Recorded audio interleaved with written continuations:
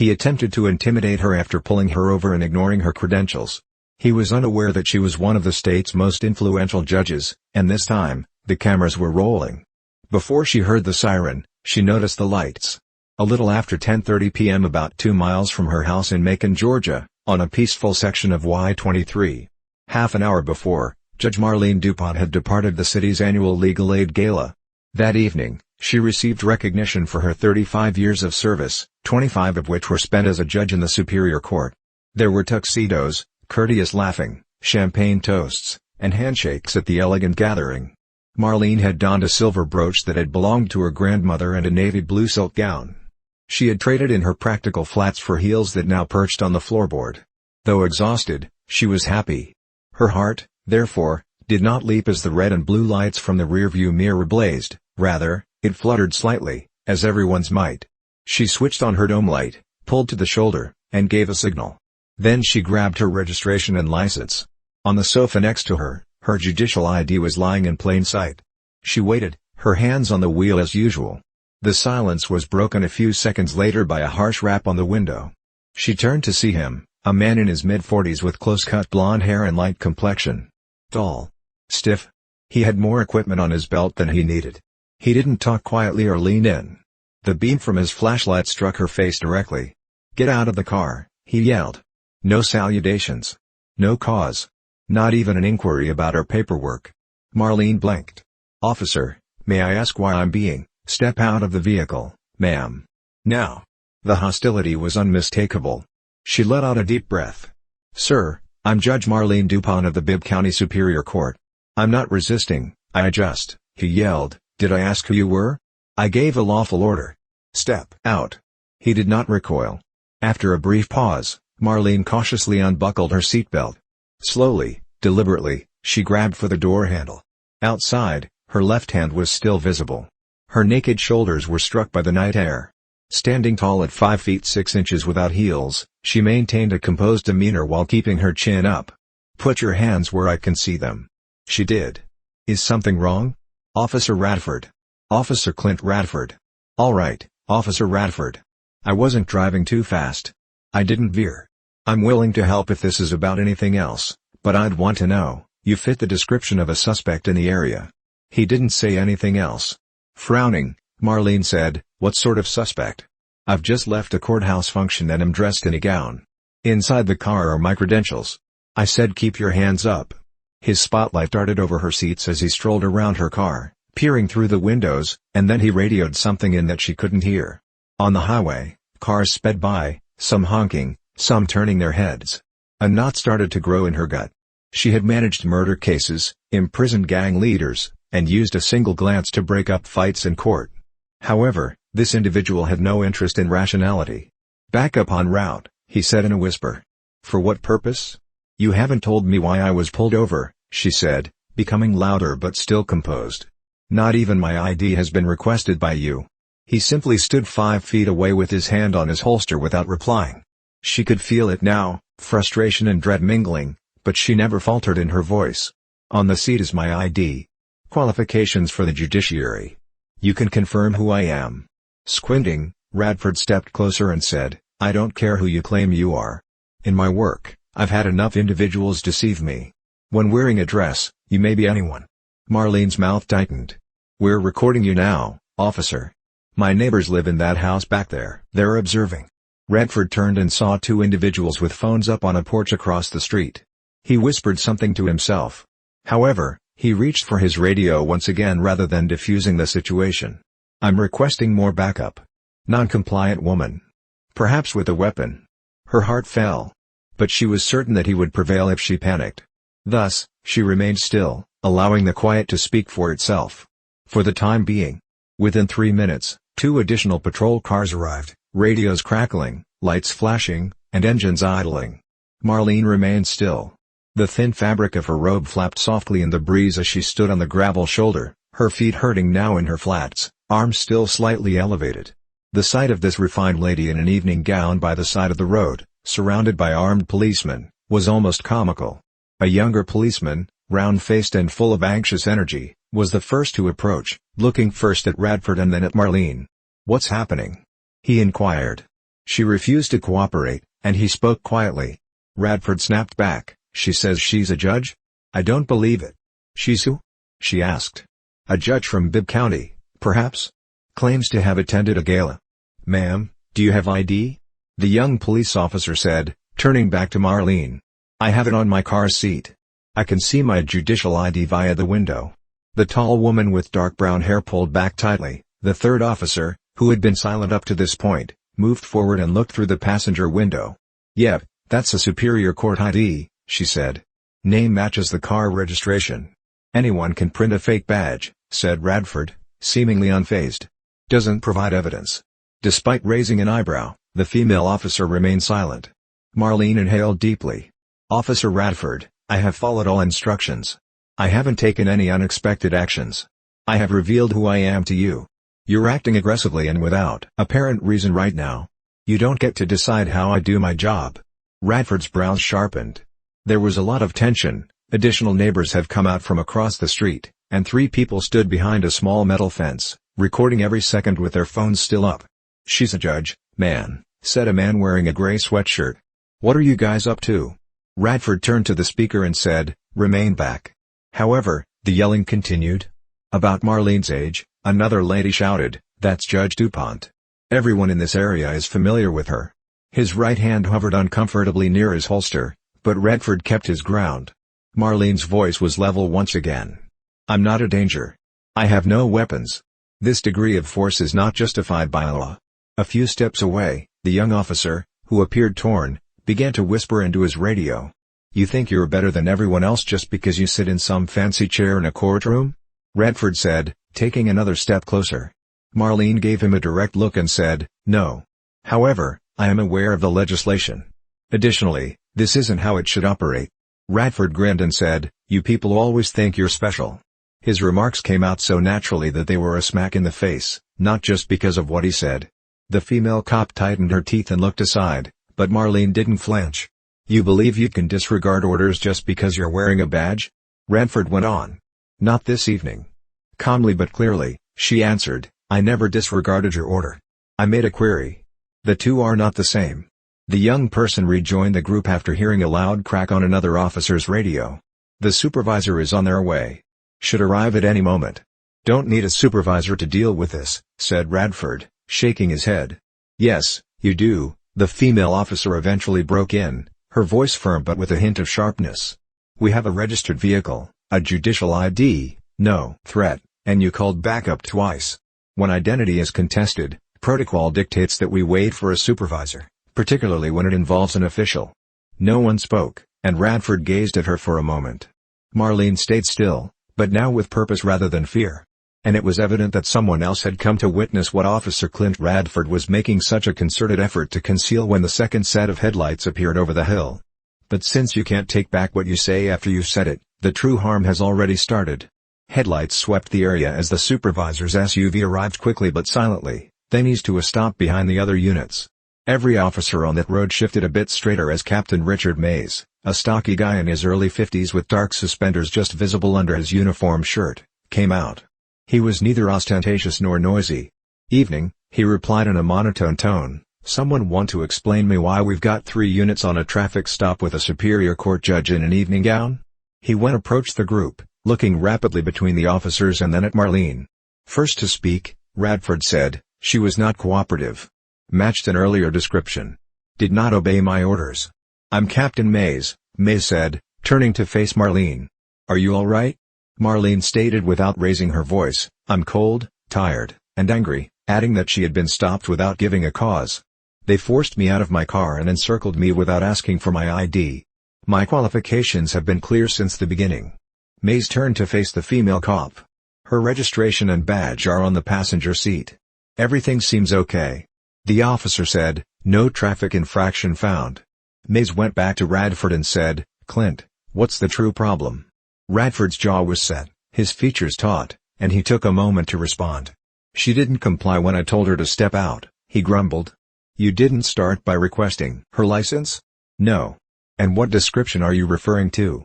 Mays said, her gaze narrowing. Radford stood up and said, "A black woman in a dark car. Dispatch stated as such." With a sigh, Mays massaged his temple. That's your likely reason? At 10:30 in the evening, on Highway 23? How many individuals could apply for that, do you know? Radford remained silent. A half-dozen neighbors were standing by their fences by this point, and several of them, including a youngster with a steady hand, were silently narrating into their phones. Mays turned back to Marlene, who had been live-streaming the whole thing. "I'm really sorry, Judge DuPont, and if you like, I'll personally take you home." "That's not necessary," she said, shaking her head. "Even if I live less than 2 miles away, your arrival doesn't mean that this problem is resolved." Mays responded, "I understand," but Radford exclaimed, as if intent on burning down the final remaining bridge, "I think she's doing this to make herself appear like a victim. These folks like making false accusations." Mays turned as there was a halting quiet. "What did you just say?" Radford didn't back down. "I've seen this playbook before, pretend to be a victim, get everyone all riled up, and paint the cop as the bad guy." The female officer said, "Clint, stop," but it was too late. "You heard him," Marlene said, turning to face Captain Mays. "He is dangerous in addition to being prejudiced." "Switch off your radio," Mays said, nodding while keeping his gaze on Radford. "Turn in your weapon and badge. As of right now, you are on administrative leave. In the morning, you will receive a call from Internal Affairs." Short and sour, Radford chuckled, "Unbelievable." "Over this?" "Over this," Mays said, "the evening is over for you. Return home." Despite his apparent desire to dispute, Radford muttered under his breath and strode off toward his cruiser. "It's about time," said a neighbor as the gathering across the street cheered once, then louder. The air was colder than before, but Marlene remained motionless, her hands at her sides. Gently, the female cop moved closer and said, "Judge, I really apologize. You were more patient with it than I would have been." Marlene nodded her head. "Patience is easy when you've spent 3 decades waiting for the system to catch up to its promises." Though her voice had a powerful impact. "Ma'am, if you'd like to file a formal complaint," Captain Mays sighed. "Oh, I will," Marlene responded, keeping her gaze fixed on Radford's vehicle as it retreated. "But not just a grumble. I want the policy to be examined. I would like this to be documented. Additionally, I want all of your young officers to view this film and consider who they would have been if they had been on duty tonight." Mays looked into her eyes and understood, but the true storm was coming for all that had been left to fester too long behind closed doors, not outdoors. The video had already received 200,000 views by the next morning, and by the afternoon, it was creeping up national feeds and appearing on all local news channels. However, there was silence at Judge Marlene DuPont's house. With her phone on quiet, a new cup of coffee in her hand, and her robe knotted loosely, she sat at the kitchen table. Before dawn, her daughter Simone, a civil rights lawyer in Birmingham, had pulled up and was standing at the counter, reading through reporter texts. Simone said, "You have a call from CNN. Would you like to?" "No. They want to talk about the incident." "That's what they're calling it," Marlene said without looking up. It was a pattern rather than an isolated incident. She was seated opposite from Simone, who said, "Are you certain you don't want me to deal with the press? It's increasing quickly. Everyone has a viewpoint. Some people have already referred to you as a hero. Others, I didn't do anything heroic," Marlene said with a little smile. "I refuse to be erased and remain still." "That shouldn't be in the news." "The police union released a statement," Simone said, nodding while tapping the table with her fingers. "They are supporting Radford, claiming that the mistake was made worse by strict protocol." "Of course they are." Marlene put down her cup. "But here's the part they didn't figure on," Simone said. "Officer Medina, the lady on the scene, was one of the other cops who submitted a report. She quoted word for word everything that Radford said." "Good," remarked Marlene, looking up at that. "That matters." A municipal official, Deputy Mayor Alan Stokes, whom Marlene had known for 20 years, paid her a visit later that day. He brought flowers, was cautious, and was kind. When she answered the door, he murmured, "Marlene, I'm so sorry about what happened." They sat on the couch, where the aroma of coffee and lavender still permeated the air, and she moved aside to let him in without saying a word. "We want to make this right," Stokes said, adding that the mayor was preparing a statement. "The department and the city would like to formally apologize, in private, if that is preferable." "Privately?" Marlene said, gazing at him. "Yes, indeed. To protect your dignity and privacy." She firmly stated, "My dignity doesn't need to be preserved, his was damaged." "Of course," Stokes said, clearing his throat. "However, we also don't want to needlessly raise tensions. As soon as I was treated like a criminal without cause, tensions increased. The public already knows about that occasion. You are not allowed to conceal your apologies." Stokes seemed uncomfortable. She went on, "I'm not going to be a footnote, but I'm also not asking for a banner. We need to talk about what occurred aloud." With a hesitant nod, he said, "I'll talk to the mayor. And make sure Officer Medina is protected," she said before he departed. There is actual retaliation. Internal Affairs opened an inquiry the next day, and a town hall was organized. Within hours, it was packed, with hundreds of community residents waiting to hear from Marlene and municipal officials outside a local high school auditorium. Inside, dressed for Sunday, Marlene stood behind a wooden platform beneath the dim glow of fluorescent lights. She chose her robe this time, the courtroom robe, not the silk one. Every word she said sounded like a stone in quiet water, even though she didn't speak with fire or raise her voice. "I wasn't afraid because of a gun," she stated. "I was afraid because I saw something I've seen my whole life." No one spoke a word, but someone determined that my tone, my presence, my mere being, made them uncomfortable, and they used that discomfort as a rationale for power. People like Clint Radford are not hiding, they are being shielded, guarded, and justified. We must stop waiting for them to come out. The gathering applauded as she moved away from the stage, but Marlene knew that this moment had to lead someplace or it would fade away like all the ones before it. The department issued a carefully worded statement about officer accountability and protocol review, but it read like a sheet of excuses stapled together. 2 weeks later, the internal investigation reached a turning point. Officer Clint Radford was officially suspended without pay, pending termination. The pressure persisted, though, and even though Marlene didn't ask for interviews, the media still showed up. For days, news vans parked outside her house. She turned down most requests but consented to one sit-down, on her own terms, with a small station that had always respected her court coverage. Her homeroom was used for the interview. There was no elaborate lighting or script, just Marlene sitting in an armchair with her hands folded nicely. What did she want people to remember from all of this, the reporter asked. Marlene said, "I don't need people to be outraged, because that burns hot and quickly goes away. I want kids to keep in mind that the law isn't always fair, and neither are the individuals who are supposed to enforce it.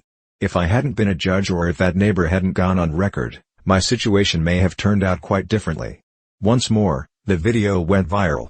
Meanwhile, the department's union convened a press conference, blamed social media, blamed the optics, and never once faulted Radford, portraying him as an experienced officer under pressure in a very hostile environment against law enforcement. The neighborhood, however, wasn't having it. Instead of only chanting Marlene's name, protests broke out in front of City Hall, with the majority being non-violent and others being tearful.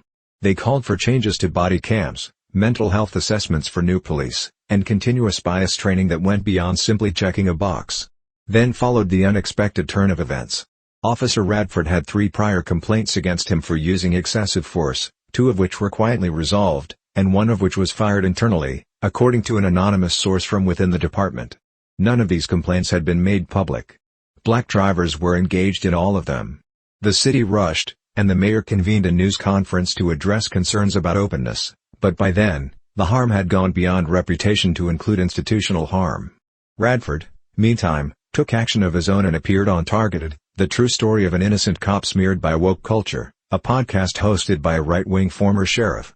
In it, he accused Marlene of using the race card to paint herself as a victim and that she had been antagonistic from the beginning. "She wanted to make an example out of me, and I lost everything," he added in a resentful tone, "but I didn't do anything wrong." The public's response was divided. Some claimed he finally came out as himself, while others referred to him as a scapegoat. The community was now speaking for Marlene, so she didn't need to reply to the podcast. On community boards and church lawns, there were signs that read, "Stand with Judge DuPont." On the side of a library building, a local artist painted her face beside the words, "Grace's strength constrained." A young kid pulled at her coat sleeve as she entered her usual church service one Sunday morning, asking, "Are you the woman who remained still and didn't let the terrible guy frighten you?" With a soft grin, she said, something like that. Despite all the help, she was still unable to sleep through the night, not just yet. It helped, but mending was difficult, and Marlene knew the toughest part hadn't even started. On some evenings, she and Simone sat on her porch and spoke about everything but the incident, the sound of cicadas, the fragrance of cut grass, the distant buzz of traffic. Because public attention wanes, hashtags vanish, but if no one objects, the rules and the culture behind the walls of power endure. She wasn't done pressing, though. Nor was it true. Officer Clint Radford had broken many departmental standards, including inappropriate escalation, failure to follow identification procedures, and the use of language judged indicative of personal prejudice, according to the scathing internal affairs report that was made public a month later. Radford was formally fired, and the department was left with no other option.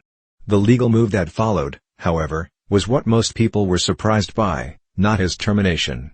The district attorney was advised by the city's Civilian Review Board to launch an inquiry into whether Radford's conduct had infringed upon Marlene's civil rights under both federal and state law.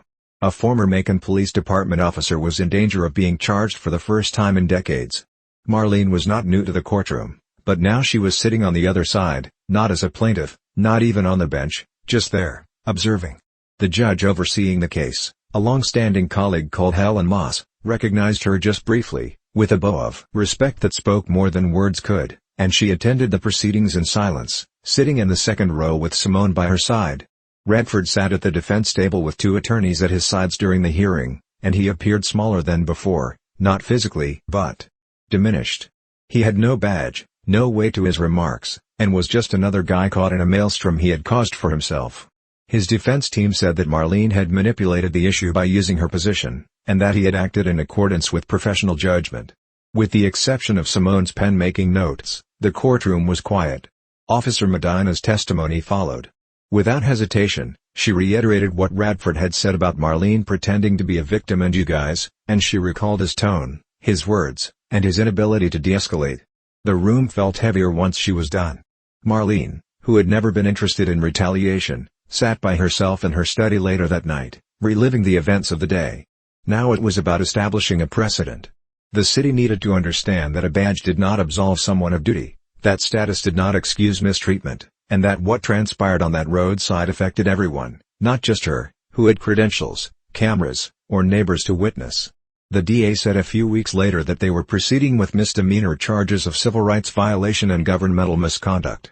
Although it would remain on the record indefinitely, it wasn't a crime and wouldn't result in jail time.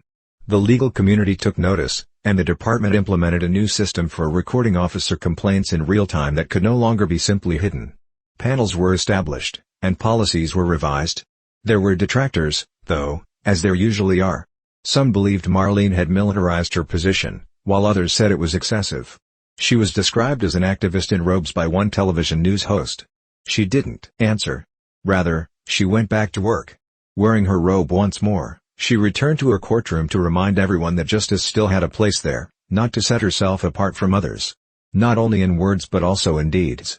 A teenage staffer sent her a message one morning when she was taking a peaceful break between cases. Officer Medina sent it. It said, "I appreciate you standing tall. I found it simpler to tell the truth because of you. But for every voice that speaks up, someone else finds the confidence to follow, and that's how change starts to hold its footing." Marlene folded the paper gently, her hands as calm as ever, and put it in the drawer of her desk, not for protection, but because it mattered. After 3 months, the headlines had become more subdued, and the camera crews had shifted their focus to the next controversy, the next anger, and the next moment that caused the world to stop for a moment and feel something before moving on to the next story. However, the seats were packed inside Macon's Community Civic Hall. The small, typically uneventful event that was held every year had attracted 3 times as many people as the previous year, and it wasn't just because Judge Marlene DuPont was scheduled to speak, it was because of what she now stood for, not just authority, not just justice, but endurance. Waves of ovation greeted her as she took the stage, and she stood at the podium with her typical composure, no teleprompter, no note cards, speaking from a place somewhere beyond rage. "I've thought a lot about silence these past few months," she said. "And how it protects the wrong people." There was silence in the room.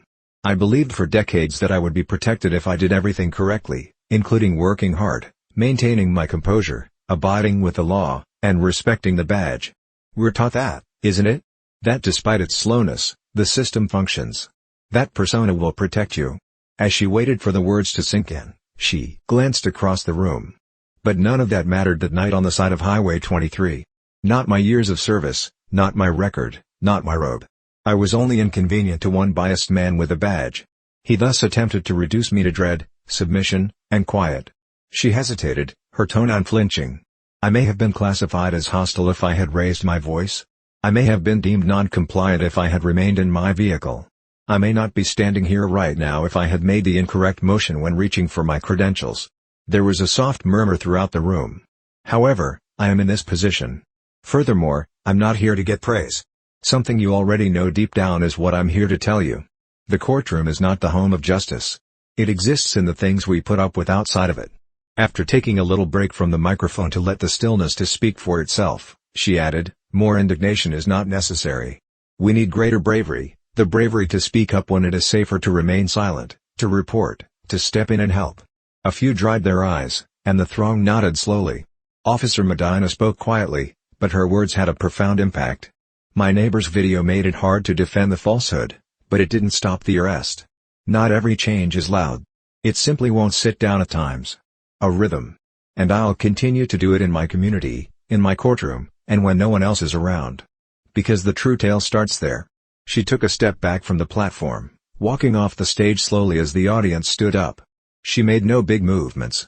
A group of high school students waited outside to speak with her, and one girl, who could have been 16, said, "How do you maintain your composure when it seems like no one is looking at you, Judge DuPont?" Marlene lowered herself just enough to meet his gaze. "Every time you speak the truth, even if your voice trembles, you leave a mark," she remarked. "They don't have to see you to feel you. Remember that always." Although it wasn't captured on camera, that moment, like so many others in recent years, was significant.